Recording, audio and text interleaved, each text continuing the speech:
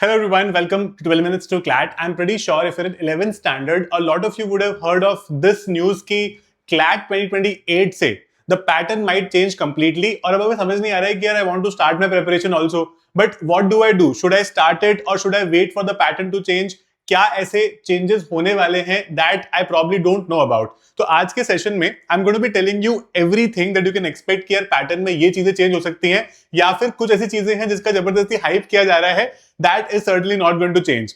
Most of the changes that have been suggested are absolutely in an aspirant's favor. है ना, कोई भी exam में चेंजेस कभी भी ऐसे नहीं होते कि एक काम करो एग्जाम को और डिफिकल्ट बना दो, ऐसा कभी भी नहीं होता है. ठीक है, so let's try to understand what is this. तो ये ना क्लैट कंसोर्टियम का कल एक पूरा ये नोटिस आया है. ठीक है, तो दिस पर्टिकुलर नोटिस में एक ये थर्ड जो पॉइंट लिखा है ना, सो दे हैव सेड कि हमने एक क्लैट क्योंकि एक्सपर्ट कमिटी बनाई थी, एक्सपर्ट कमिटी की रिपोर्ट में उन्होंने कुछ कुछ हमको सजेशंस दिए हैं.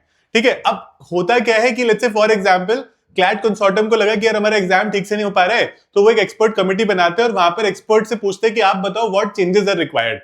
है ना, अब एक्सपर्ट अपने हिसाब से अपने अंडरस्टैंडिंग के हिसाब से एक रिपोर्ट बना के देते हैं कि these are the changes that you require, और उसके बेसिस पे फिर क्लैट कंसोर्टियम समझता है कि क्या ये चेंजेस हो सकते हैं, are these changes even required. तो मैं आपसे ये डिस्कस करूंगा कि जो एक्सपर्ट कमिटी है उसने क्या रिकमेंड करा है and what sort of changes can we expect as well.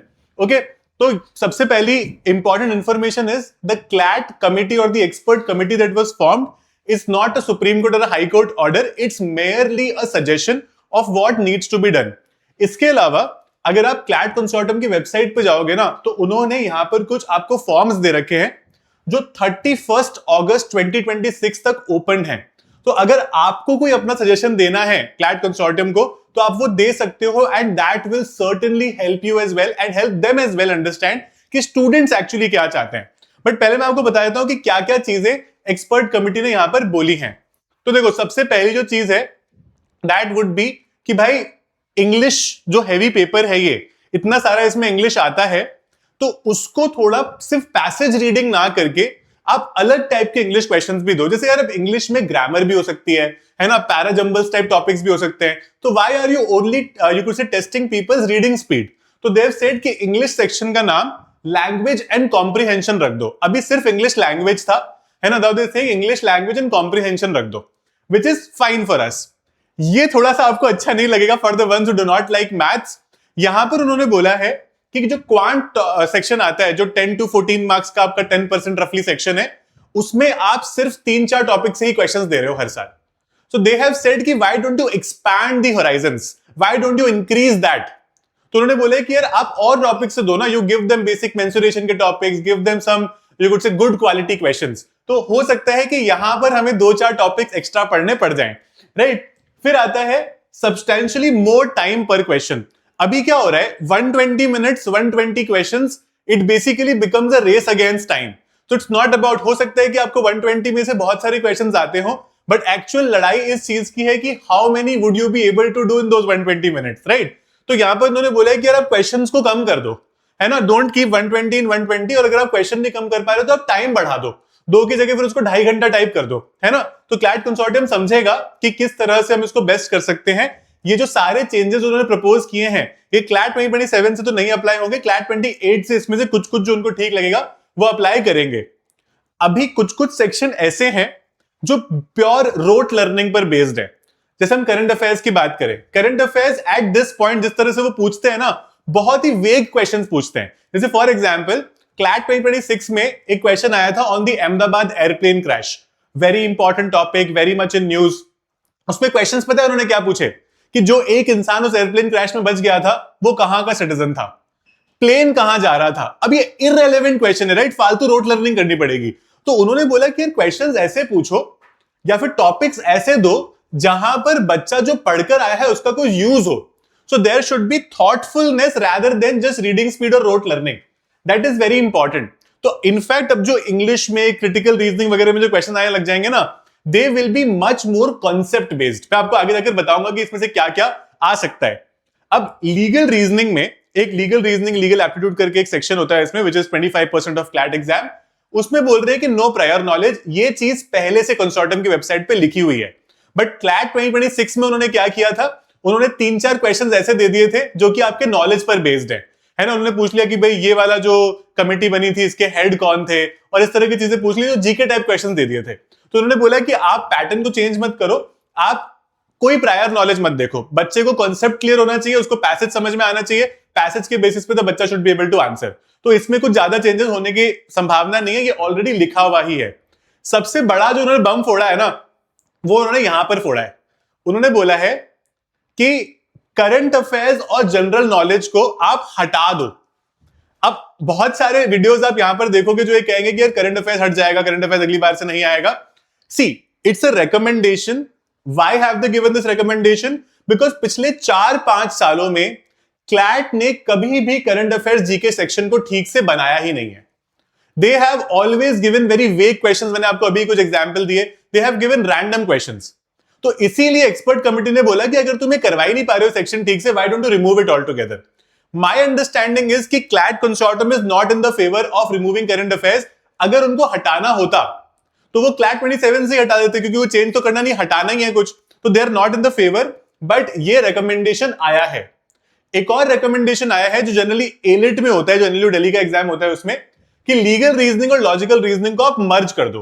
तो एक सब्जेक्ट बना दो, मेक इट लीगल रीजनिंग और लॉजिकल रीजनिंग, कोई भी एक नाम दे दो, और दोनों के ही मिक्स्ड क्वेश्चंस उसमें डालो।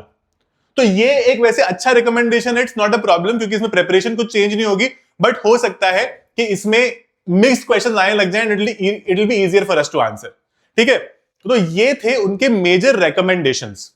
मैं अब आपको बताता हूं कि क्या क्या चीजें आप इसमें से एक्सपेक्ट कर सकते हो which could be changing going forward, what could be the expected changes.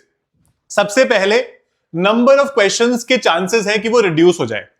अगर क्लैट कंसोर्टियम को लगा कि नहीं हमें क्वेश्चंस 120 ही रखने हैं, देयर इज अ चांस कि वो टाइम को 2 से 2.5 घंटा कर दे, that is also a possibility, है ना। या फिर और जितना भी वो बढ़ाना चाहेंगे, तो या तो क्वेश्चंस कम होंगे या टाइम बढ़ेगा, दोनों में से एक चीज पक्का होगी आपके एग्जाम में।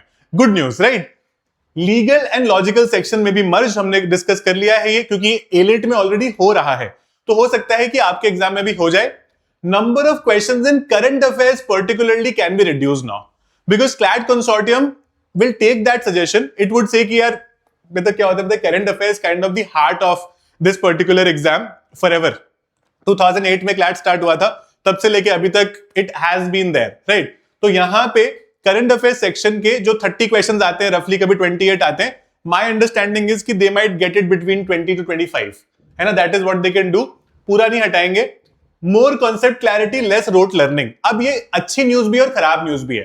तो अगर आप टाइम से प्रिपेयर करना स्टार्ट करते हो, आपकी कॉन्सेप्चुअल अंडरस्टैंडिंग अच्छी है, आपने प्रॉपर्ली कॉन्सेप्ट्स करे हैं, आप अच्छा कर पाओगे। If you have started late, concept clarity के लिए आपको टाइम कम मिलेगा, क्योंकि रोट लर्निंग से नहीं चलेगा कि फटाफट पढ़ा बैठ के रट लिया, उससे नहीं चलेगा आप, है ना। तो आपको प्रॉपरली स्टार्ट करना पड़ेगा।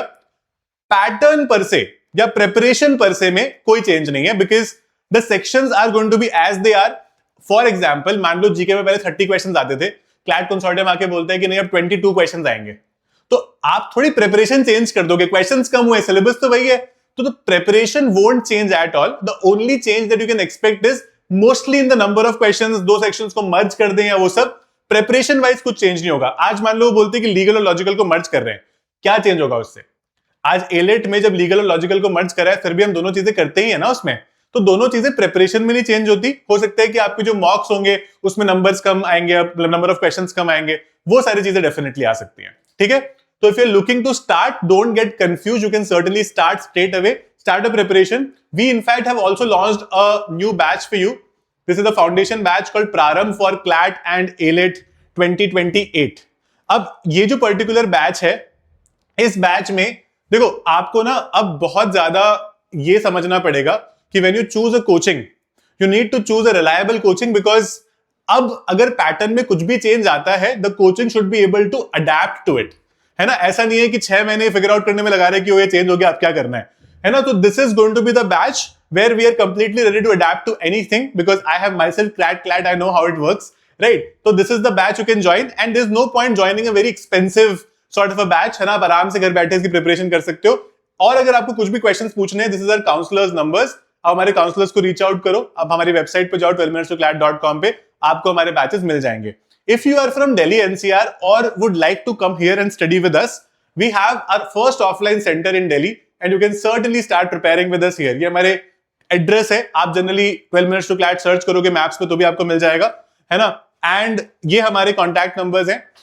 Even if you want to start, you just want to have a conversation at any point in time, do visit. We'll be very happy to discuss with you because our main target is to make sure that you clear this exam. ये जो इधर उधर इतनी हवा बन गई है उस पर आप बिल्कुल फोकस ना करो, and you do your best and go to your dream NLU as well. Yeah. So I think I was able to explain this to you. अब यहाँ पर कोई भी डाउट का स्कोप नहीं है.